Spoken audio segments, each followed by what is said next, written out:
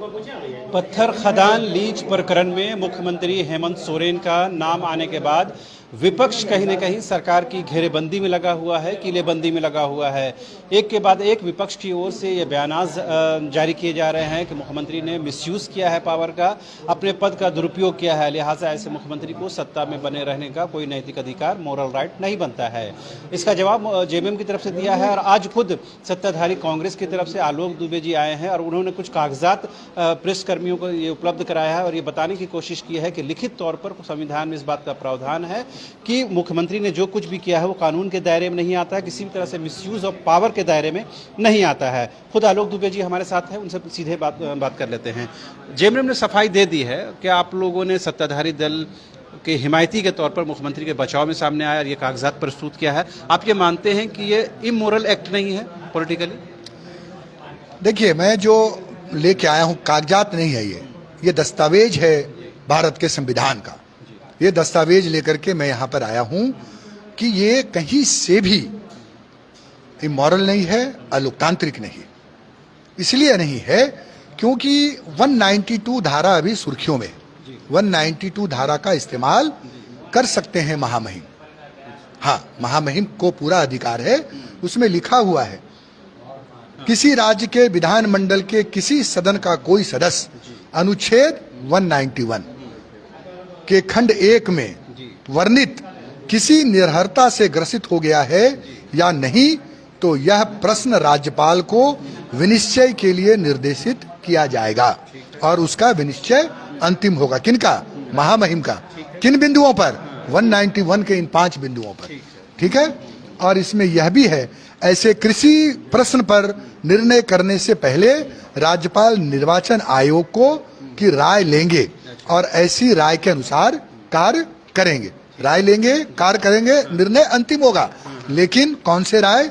इनको निर्देशित किया जाएगा, राज्यपाल को निर्णय के लिए निर्देशित किया जाएगा। कौन निर्देशित करेगा, यही जानना चाहते हैं कि कौन निर्देशित कर रहा है महामहिम जी को, कहां से निर्देशन प्राप्त हुआ है निर्णय? राय जब निर्वाचन आयोग से मांगी जाएगी तो जाहिर सी बात जो राय मांगी जाएगी तो राजभवन उस पर काम करेगा। बिल्कुल करेगा, बिल्कुल एक्ट करेगा। इनको निर्देशन प्राप्त होगा, वही हम जानना चाहते हैं कि इनको कहां से निर्देशन प्राप्त हुआ है। भारतीय जनता पार्टी का निर्देशन नहीं हो सकती है क्योंकि ये पीपल्स प्रेजेंटेशन एक्ट भी इसमें अप्लाई नहीं होता है। क्यों नहीं अप्लाई होता है? ये 5 बिंदु को पढ़ लीजिए। इन 5 बिंदुओं में कहीं भी जो है माइंस लीज का मामला नहीं है। एक बार बीजेपी इसका भी जिक्र करती है, लोक प्रतिनिधित्व कानून 1951, लोक प्रतिनिधित्व कानून 1951 को जब लीजिएगा, इसकी धारा 9A के तहत माइंस लीज मामला सप्लाई ऑफ गुड्स में नहीं आता है। क्यों नहीं आता है? क्योंकि ऐसा फैसला सुप्रीम कोर्ट के 5 जजों की खंडपीठ ने मई 1964 को दिया हुआ है। अन्य मामले भी हैं जिसमें सुप्रीम कोर्ट ने फैसले दिए हैं, करतार सिंह भदाना बनाम हरी सिंह नालवा दो, ये सब चीजें तो आ चुकी हैं। लेकिन मैं जो चीजें ये कह रहा हूं ये अब तक नहीं आई थी और इसलिए इसकी जानकारी भारतीय जनता पार्टी को देना जरूरी है क्योंकि संविधान के कस्टोडियन है महामहिम। और मैं जानता हूं कि महामहिम बहुत अच्छे आदमी हैं, हमारे पड़ोस के हैं, बगल का हमारे जो है वो बगल के उनका बॉर्डर पर हमारे रहने वाले, एक राजनीतिक अनुभव रहा है। लेकिन यह भी संवैधानिक पदों पर आसीन लोगों से जनसाधारण ये उम्मीद करती है कि अपने कर्तव्यों के निर्वहन में संविधान की गरिमा को पहली प्राथमिकता देंगे और किसी राजनीतिक दल से झुकाव या लगाव से परे होगा उनका निर्णय, क्योंकि अगर इससे हट के निर्णय होंगे तो लोकतंत्र चोटिल होता है। आलोक दुबे जी, ये जो बातें आपने बताई, ये लमसम बातें जेएमएम ने भी अपनी प्रेस वार्ता में 2-3 प्रेस वार्ता करके उन्होंने ये बातें बताई हैं। उन्होंने ये भी कहा है, जी नहीं, हम ये जानना चाह रहे हैं, उन्होंने ये दलील पेश की कि एक जनप्रतिनिधि को जो निर्वाचित है उनको कानून के दायरे में रहते हुए कारोबार करने का, व्यापार करने का अधिकार है। ठीक है, ये जस्टिफाइड है, ये कहीं से इमोरल नहीं है पॉलिटिकली। आप क्या इस बात से इत्तेफाक रखते हैं? आप एक चीज बताइए, मैं आपने जो प्रश्न पूछा है उस पर भी आऊंगा, लेकिन उसके पहले मैं एक आपसे अनुरोध करूंगा, जरूर पूछेगा। भारतीय जनता पार्टी का कौन ऐसा सांसद, विधायक, मंत्री, संतरी है जिसका व्यापार नहीं है? वह आदमी जो व्यवसाय नहीं करेगा वह या तो चोरी करेगा, या फिर वो अनैतिक तरीके से काम करेगा, या फिर वो झूठ बोलता है, या फिर वो दलाली करेगा। मान लीजिए आज हम राजनीति कर रहे हैं, अभी एमएलए बने नहीं, एमपी नहीं बने, कुछ नहीं बने, हमको स्कूल है, हम स्कूल चला रहे हैं, कल हम एजुकेशन मिनिस्टर बन जाएंगे, सीबीएसई से हमको लेटर आएगा नॉर्म्स कि आप अपना जो है वो स्कूल का एफिलिएशन कराने की संबद्धता के लिए फिर से आपको एक बार देना पड़ेगा।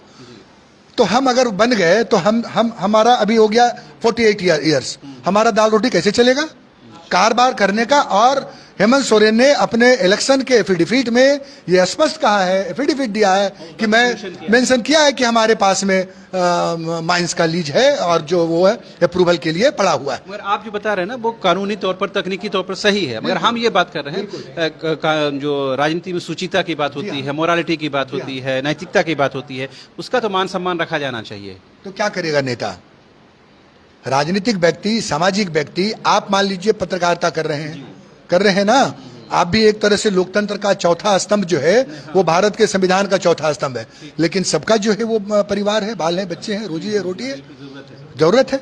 मैं ये स्पष्ट ये कहना चाहता हूं कि जो भी नेता, क्यों राजनीति में शुचिता क्यों गिरती जा रही है, इसलिए शुचिता गिरती जा रही है कि अगर हम अगर काम नहीं करेंगे, राजनीति पहले जमाने में क्यों नेता का मॉरल हुआ करता था, इसलिए मॉरल हुआ करता था कि उस जमाने में चोरी बेईमानी डकैती नहीं हुआ करती थी। तो इसलिए मेरा ये मानना है कि कानूनी रूप से भी और नैतिकता के रूप से भी ये जरूरी है कि हम जो है अपना काम करते रहें, राज्य की भी सेवा। आप बताइए दीपक प्रकाश जी को है कि नहीं है, कि नहीं है? किसी को मछली घर है, किसी को हनुमान घर है, किसी को डमरू बजाने वाला फैक्ट्री है, किसी को कुछ है, सबको सब कुछ है। ये तो बात है, जेएमएम ने भी यही बातें रखी हैं। अब ये सहयोगी दल के रूप में आपने भी उनके बचाव में, और ऑफेंसिव आप लोग खेल रहे हैं, डिफेंसिव नहीं खेलना चाह रहे हैं। अब ये है कि जो जिस तरह से एक बार मुख्यमंत्री, फिर बसंत सोरेन, फिर उनके कैबिनेट मंत्रियों का नाम एक के बाद एक इज्जत में आया है, ये यकायक हुआ है, ये प्री प्लान्ड लगता है? ये पूरी तरह से बीजेपी ने एक प्लानिंग के तहत बीजेपी लोकतांत्रिक तरीके से चुनाव हार गई, पूरी 3 बाई इलेक्शन भी हार गई ना। इनके यहाँ जो आदमी आते हैं, हेमंत बिस्वाल असम के मुख्यमंत्री हैं, कौन है वो? जब कांग्रेस में थे तो उनके ऊपर में भ्रष्टाचार के आरोप थे। नारायण राणे महाराष्ट्र के पूर्व मुख्यमंत्री, उनके ऊपर में भ्रष्टाचार के आरोप थे। कर्नाटक का पूर्व मुख्यमंत्री येदुरप्पा, 65,000 करोड़ रुपए के उनके ऊपर में भ्रष्टाचार के आरोप थे। इनके पार्टी में जैसे ही वो आ जाते हैं, वो एक मशीन रखा हुआ है इन्होंने, वो तुरंत धुल करके साफ हो जाते हैं। और जो दूसरे लोग रहते हैं ये एकदम भ्रष्टाचार, बेईमान, चोर, डाकू सब हो जाते हैं। कौन था 2200-2600 करोड़ रुपया का चूहा कौन खा गया, हाथी कौन उड़ा दिया, ये सब चीजें चर्चा नहीं करेंगे। लेकिन चूंकि ये सरकार काम कर रही है, इनको काम करने देना नहीं है। इनको क्या करना है कि अब 1 महीना हो गया, 1 महीना से सरकार गड़बड़, उसका बेटा गड़बड़, उसका पोता गड़बड़, उसका नतकोरे गड़बड़, उसका छरदादा गड़बड़। ये जो मानसिकता लेकर के बीजेपी आ रही है, उसको पूरा जनता देख रही है और उसका समय पर, इसीलिए उनका ये हाल हो रही है। ठीक है, पहले जेएमएम ने और फिर आपने पीसी करके ये बताने की कोशिश की है कि मुख्यमंत्री ने जो भी कुछ किया है वो इमोरल नहीं है।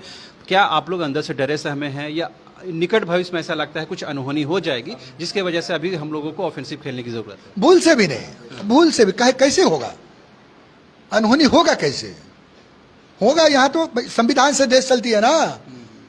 महामहिम का जो राजभवन है, राजभवन क्या है?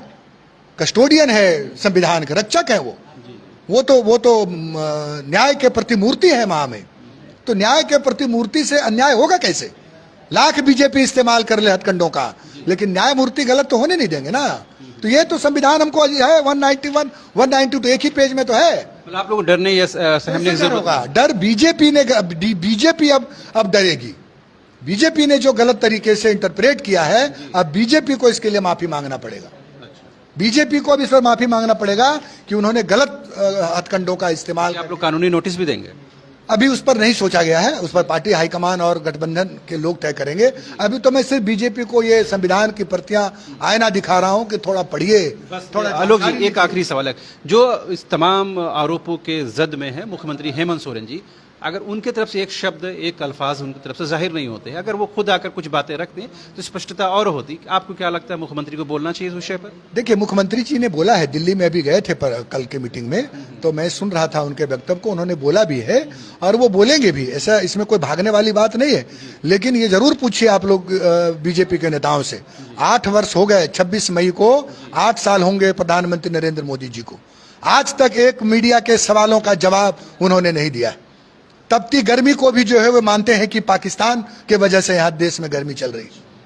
तो उनसे भी जरूर एक बार सवाल पूछा जाएगा कि मुख्यमंत्री तो बयान देते हैं, राहुल गांधी तो बयान देते हैं, लेकिन इस देश का प्रधानमंत्री 8 वर्षों में एक बार भी प्रेस के प्रश्नों का, जनता के प्रश्नों का जवाब देने की हिमाकत नहीं कर पाते। ठीक है, तो आने वाले दिनों में उम्मीद करें कि आलोक दुबे जी फिर एक बार इसी तरह के कागजात, दस्तावेज लेकर फिर आएंगे ताकि ये बताने की कोशिश करें कि बीजेपी जो कर रही है वो अनैतिक है। बिल्कुल, बीजेपी जब जब अनैतिक तरीके से काम करेगी, ये हमारा उत्तरदायित्व है कि हम जनता के प्रतिनिधित्व करते हैं, जनता की नुमाइंदगी करते हैं, जनता के बीच में रहते हैं, तो सच और झूठ का पर्दाफाश जनता के सामने लाकर करना पड़ेगा। और आज इसीलिए हम आए हैं कि संविधान और संवैधानिक पद की गरिमा का पूरा ख्याल रखा जाएगा। पूरी सरकार इंटैक्ट है, एकजुट है, पूरी तरह से एकदम टनाटन है गठबंधन। ऐसे मुश्किल दौर में मुख्यमंत्री के साथ खड़े हैं सभी लोग। 100% मुख्यमंत्री मुश्किल है ही नहीं, तो मुश्किल नहीं यार, मुश्किल हो लाख तूफान आ जाए, सच कहना अगर बगावत है तो बिल्कुल समझो बागी है।